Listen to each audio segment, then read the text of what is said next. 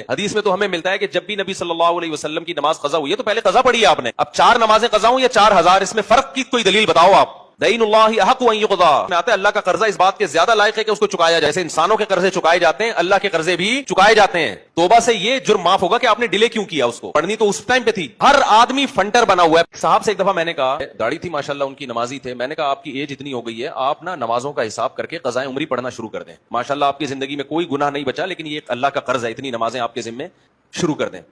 کہنے لگے میری رائے میں یہ قضاء عمری کا کوئی کانسیپٹ نہیں ہے. جو آپ کی رائے ہے، کیا آپ اتنے ماہر اتنے ایکسپرٹ ہیں، آپ نے اتنے ڈپلومے کیے ہوئے ہیں کوئی فقہ میں یا حدیث میں؟ یہ لفظ کتنا خطرناک ہے، میری رائے، میرا کانسیپٹ یہ ہے. تیرا کیا کانسیپٹ ہے؟ کتنے آرام سے ایک عامی آدمی اتنے بڑے بڑے الفاظ استعمال کرتا ہے، ہمیں سمجھ میں نہیں آتا اور تحقیق ہوتی نہیں ہے. پھر میں نے ان کو سمجھانا شروع کیا کہ کس دلیل کی بیس پہ آپ نے قضاء عمری کا انکار کر دی. وہ کہنے لگے اس کی کیا دلیل ہے کہ قضاء عمری پڑھی جائے. میں نے کہا اس کی کیا دلیل ہے کہ اتنی نمازیں جب جمع ہو جائیں تو بغیر قضا کے معاف ہو جاتی ہیں. دلیل تو آپ کے ذمہ ہے.